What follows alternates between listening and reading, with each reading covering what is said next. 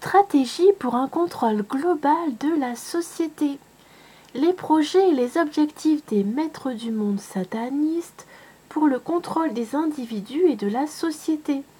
Certains projets concernent notre futur proche, d'autres sont déjà devenus une réalité. Alors c'est un site qui m'a été conseillé par un de mes abonnés, je le remercie énormément. Certains connaissent peut-être puisque c'est un site qui a quand même 20 ans. D'autres ne connaissent pas. Pour d'autres encore, ce sera tout simplement un rappel. Je pense qu'il est important, à l'étape, au carrefour civilisationnel où nous sommes, d'organiser nos pensées, de les hiérarchiser et pourquoi pas de revenir sur certaines bases qui sont connues depuis plusieurs décennies. Alors le tableau s'organise en 3 colonnes. Dans un premier temps, nous avons les projets avec leur stade de réalisation.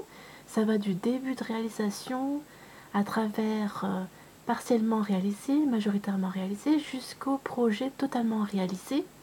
En deuxième colonne, nous avons les objectifs de ces projets, les bénéfices attendus pour le contrôle social par l'élite sataniste. Et enfin, en troisième colonne, nous avons les moyens utilisés avec le degré de mise en application dans la société. Ça va de partiel, avancé, majoritaire jusqu'à total. Alors, en 12 points rapides, nous allons rappeler quelles sont les stratégies globales. Tout d'abord, nous avons les manipulations génétiques et la fin de la procréation humaine naturelle. Alors, quels sont les objectifs? Nous avons en premier point le développement d'un nouveau marché, celui des enfants produits, vendus sur catalogue, avec des qualités physiques et psychiques proportionnelles à leur prix de vente. Des enfants beaux et intelligents vendus très cher pour les riches et des enfants moins beaux et moins intelligents pour ceux qui ne sont pas riches, pour ceux qui ne sont pas aisés. Création d'humains mutants spécialisés adaptés au travail et au rang social qu'on leur destine. Donc ça induit une manipulation génétique pour les rendre un petit peu moins intelligents, pour leur faire appliquer une certaine tâche régulière sur la durée. Ensuite, nous avons la modification génétique de la nature humaine. Donc ça implique tout ce qui est bionique et ça implique de modifier dans des tendances eugénistes. Création d'humains aux facultés intellectuelles bridées, ça veut dire freinées, donc qui sont réduites, pour qu'ils n'aient pas à se révolter ou à donner leur avis quand on leur donne des ordres. Limitation génétique du libre arbitre, de l'anticonformisme, de l'imagination, etc. Donc les généticiens vont contrôler et manipuler les gènes pour que vous ne puissiez plus penser par vous-même, pour que vous soyez à tout prix conformiste et que vous ne puissiez plus vous imaginer ce qui peut se passer en dehors de la quarantaine terrestre, par exemple. L'imitation de l'aptitude au bonheur, du sentiment d'union avec les autres, de communion, ou avec la nature. Alors ça me fait penser à l'excellent film The Giver avec Meryl Streep en 2014. Je vous mettrai le lien dans la description. Alors quels sont les moyens utilisés pour atteindre ce but? Nous avons la diffusion massive dans l'environnement de pesticides, comme le glyphosate, de PCB, polychlorobiphényle et autres polluants connus pour leurs effets d'augmentation de la stérilité masculine. Ou alors, ils affectent très fortement le physique humain, le psychique et le moral, etc. Lorsque suffisamment d'humains seront stériles, le seul choix sera de recourir à la procréation artificielle. Ensuite, nous avons banalisé le recours aux techniques de procréation artificielle en les justifiant par des motivations médicales. Les bébés éprouvettes, les mères porteuses, les couveuses pour bébés prématurés nés à 6 mois, etc. Banaliser les manipulations génétiques justifiées par des motivations médicales, thérapie génique, prévention génétique des maladies.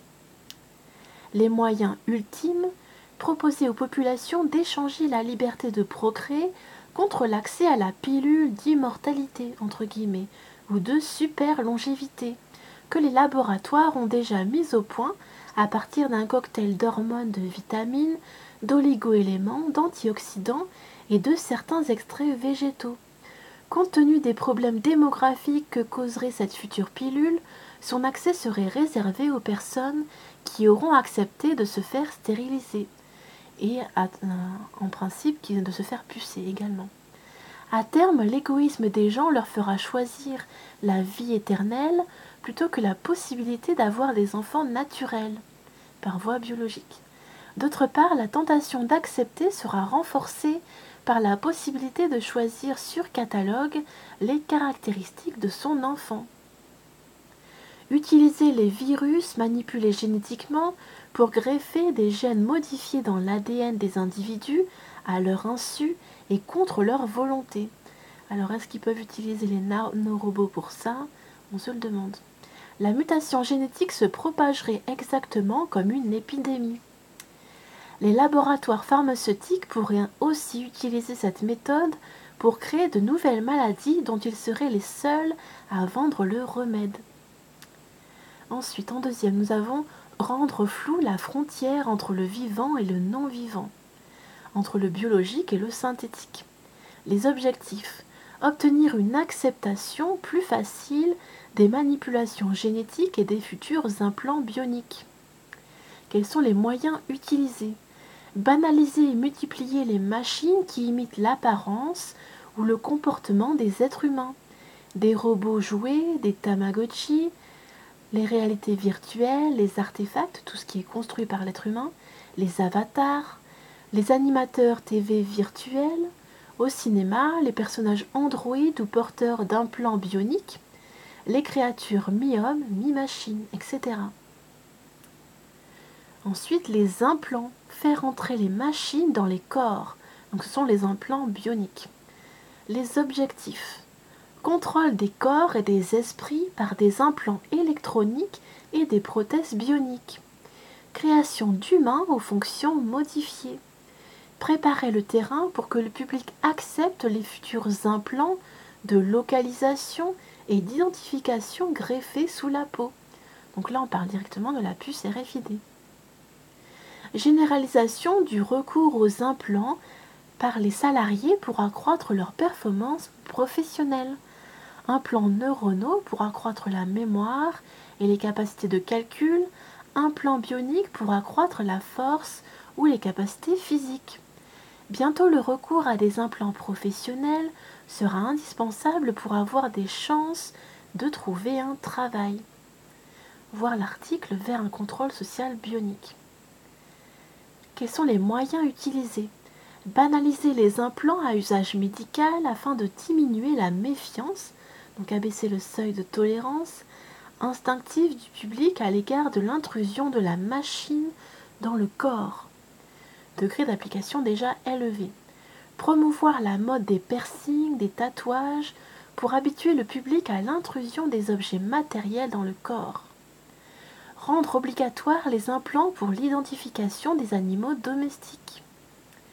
Organiser ou laisser s'organiser un attentat nucléaire dans une ville occidentale pour rendre obligatoire les implants de localisation et d'identification pour chaque individu au nom de la sécurité entre guillemets et de la lutte contre le terrorisme. Alors là, j'espère que c'est l'imagination de l'auteur de cet article qui est amateur de science-fiction. Espérons que ça ne se produise pas, bien sûr. Traçabilité totale des individus. Les objectifs: obtenir une connaissance précise du profil de chaque individu, les opinions, les comportements, les déplacements, les fréquentations, c'est-à-dire les gens rencontrés, les habitudes, les standards de vie, etc. Pouvoir localiser chaque individu avec précision et en temps réel où qu'il se trouve, et même prévoir ses habitudes de consommation et ses habitudes de vie pour le trouver n'importe où, d'après ce qu'il aime faire, d'après son travail, d'après les activités qu'il a, d'après les connaissances qu'il a, etc. Les moyens utilisés: fichiers informatiques, carte de crédit, téléphone portable, internet, réseau échelon, etc. Donc tout ce qui est objet connecté. Tous les moyens actuels de surveillance électronique sont détaillés sur la page Une liberté sous surveillance électronique. Degré d'application, et bien maintenant c'est total. Avec l'arrivée d'Internet, de la Wi-Fi et du compteur Linky, l'application est totale déjà. Placer une balise de localisation par satellite sur toutes les voitures. Alors ça, c'est déjà fait avec le GPS et avant tout avec la radio. De toute façon, tout ce qui est téléphonie mobile, eh bien, quand un opérateur vous envoie un signal, il vous localise parfaitement. Donc tout ce qui est GPS, c'est en plus. Aux États-Unis, les voitures produites par certaines marques intègrent déjà ce système qui est présenté au consommateur comme un avantage pour sa sécurité en cas d'accident. La balise avertit automatiquement le centre de secours et transmet la localisation précise de l'accident. L'adhésion du public sera obtenue à coup sûr grâce à une promesse de réduction des cotisations d'assurance. La balise réduira en effet les vols de voitures, celles-ci pouvant être instantanément localisées. Développer des systèmes individuels de localisation et d'identification, collier ou bracelet électronique, implant électronique placé sous la peau ou tatouage sur la peau d'un code-barre invisible à la lumière ordinaire, lisible par un scanner. Aux États-Unis ou en France, le bracelet électronique est déjà expérimenté sur des prisonniers en liberté surveillée. Nous avons également les implants dans le cerveau. Donc il y a déjà eu des expériences, donc a priori, peut-être que certains sont déjà implantés, certains ne le savent pas, d'autres le savent puisqu'ils sont des cobayes de la science, etc.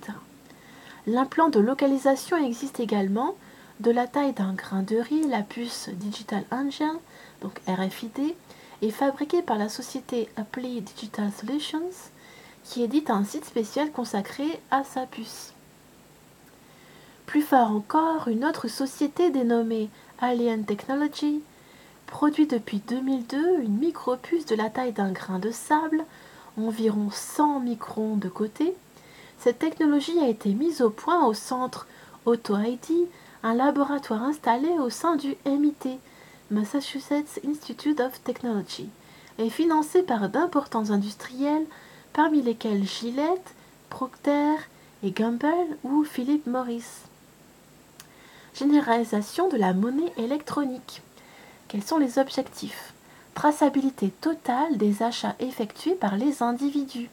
Connaissance accrue de leur comportement et de leur profil social, culturel et de consommateurs.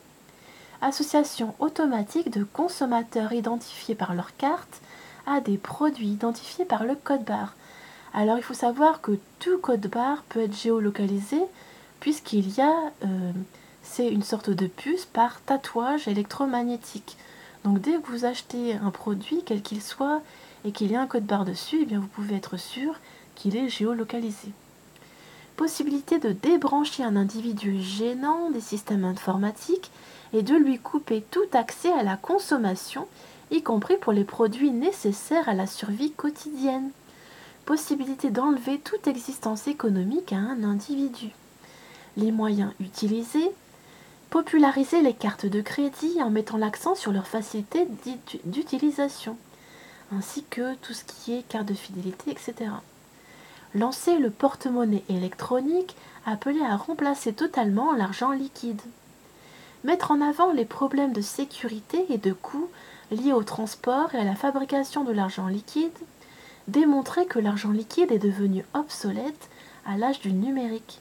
Il y a notamment les monnaies numériques. Alphabétisation de la population. Objectif: empêcher le public de réfléchir et de se poser intelligemment des questions, c'est-à-dire de faire des liens entre les événements, sur sa condition et sur la manière dont la société est organisée et dirigée. Rendre le public plus facilement manipulable en affaiblissant ses capacités d'analyse et de sens critique. Les moyens utilisés: diffuser massivement des programmes TV débilitants, donc qui rendent moins intelligents, noyer les informations et connaissances importantes dans un flot d'informations insignifiantes, censure par le trop-plein d'informations, ou alors par omission.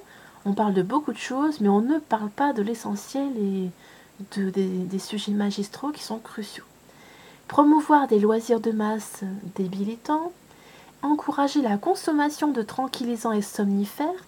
Nous avons notamment les antidépresseurs, tout ce qui est traitement par opioïdes, comme aux États-Unis, qui amène une dépendance très très grande à tout ce qui est drogue dure, et ça nous donne un peuple de zombifiés en fait. Autoriser sans restriction la consommation d'alcool et le vendre à un prix accessible aux plus défavorisés. Faire en sorte que l'éducation donnée aux couches inférieures, entre guillemets, soit du plus bas niveau possible. Donc tous ceux qui ne font pas partie du 1% de la population mondiale doivent avoir un niveau d'instruction bien moindre que les 1%. Réduire le budget de l'éducation considérablement. Donc là on parle de l'éducation publique, mais je pense que dans certains pays c'est global, ce n'est pas que l'éducation publique. Et laisser se développer dans les écoles des conditions de chaos et d'insécurité qui rendent impossible un enseignement de qualité. Donc on vous dira, oui, on n'a pas fini le programme pour cette année de CP, c'est à cause des conditions dans la classe, des délinquants, je ne sais pas. Limiter la diffusion des connaissances scientifiques, en particulier dans les domaines de la physique quantique, de la neurobiologie et surtout de la cybernétique. La science du contrôle des systèmes vivants ou non vivants. Donc la cybernétique, c'est tout ce qui permet de prévoir sur le moyen et long terme comment va évoluer notre société, comment elle va se développer. Limiter aussi la diffusion des concepts les plus puissants concernant l'économie, la sociologie ou la philosophie. Parler au public de technologie plutôt que de science. Affaiblir les énergies individuelles. Objectif, les biologistes ont démontré que le stress et un faible niveau d'énergie physique et mentale permettent d'obtenir l'inhibition de l'action. Voir les ouvrages du neurobiologiste Henri Laborie ou le film d'Alain Resnais, Mon oncle d'Amérique. L'inhibition de l'action diminue la capacité de réaction des individus et rend leur rébellion plus improbable. Affaiblir les énergies individuelles permet aussi de diminuer les capacités de réflexion et d'organisation de la population. Les moyens utilisés, augmenter le niveau de stress des individus, rendre leur survie économique de plus en plus difficile et précaire, renforcement de la pression économique, de la pression sociale, créer des environnements urbains laids et déshumanisés et où la nature est totalement absente. Regardez à Paris que j'aime beaucoup, mais il n'y a presque pas de verdure. On étouffe à Paris, je trouve. C'est mon avis personnel. Maintenir des conditions stressantes dans les transports en commun et la circulation automobile. Laisser se développer une violence urbaine permanente dans les quartiers défavorisés. Alors là, c'est vraiment le plan qu'il y a eu les 40 dernières années dans certains quartiers. Laisser augmenter la pollution. Rendre les gens à demi malades grâce à l'alimentation industrielle, donc c'est la malbouffe, puis aggraver leur état grâce aux effets secondaires des médicaments censés les soigner. Et puis les rendre comme des zombies avec les antidépresseurs notamment. L'industrie agroalimentaire et l'industrie pharmaceutique se donnent la main et partagent les mêmes intérêts, les mêmes bénéfices économiques. Tout cela étant financé par les populations via les systèmes d'assurance maladie. Encourager la consommation de somnifères et de tranquillisants, donc de toutes substances psychoactives, autoriser sans restriction la consommation d'alcool et de substances addictives, saturer l'espace par des rayonnements électromagnétiques nuisibles au fonctionnement du cerveau, émetteurs pour les téléphones portables, ondes hertziennes, lignes électriques à haute tension. Donc là, on parle directement des antennes relais, du Wi-Fi, du Linky, etc. Et c'est ça qui abrutit les gens, qui les rend somnolents et qui les alourdit, qui les empêche d'être actifs. Anéantissement du pouvoir des États. Objectif, voir l'article « Le pouvoir a déjà changé de main ». Puisque dans cet article, je l'ai lu dans son intégralité, on nous explique que peu importe pour qui voter, puisque ce sont plus ou moins tous des marionnettes au service d'un même maître. Moyens utilisés, également, le pouvoir a déjà changé de main, et bien ce sont les finances notamment. Création d'armées et de polices privées. Objectif, donner aux grandes multinationales la possibilité de défendre directement leurs intérêts dans le monde. Donc ce ne sont plus les États qui défendent leurs intérêts, mais les organisations non gouvernementales et les entreprises. en attaquant les États qui ne se plieront pas aux règles du nouvel ordre économique. Et à ce sujet-là, j'ai fait ces jours-ci une vidéo sur les mercenaires de Chine, donc sur cette armée dont on entend à peine parler, qui est bien là, qui se prépare énormément et qui est très active selon certaines sources étrangères. Une armée privée existe déjà aux États-Unis. Il s'agit des sociétés d'Incorp, SACI et MPRI, prototypes des futures armées privées. DINCORP est devenu, dans de nombreuses régions où les États-Unis souhaitaient intervenir militairement, sans en porter la responsabilité directe, donc une responsabilité devant un tribunal international, les armées de mercenaires n'ont pas de responsabilité à tenir devant qui que ce soit. En Amérique du Sud, au Soudan, au Koweït, en Indonésie, au Kosovo, en Irak, etc. Les armées privées, appelées sous-traitants par le Pentagone, représentent 10% des effectifs américains envoyés en Irak. Quels sont les moyens utilisés? Commencer par banaliser l'existence de polices et milices privées pour les résidences ou les quartiers les plus riches.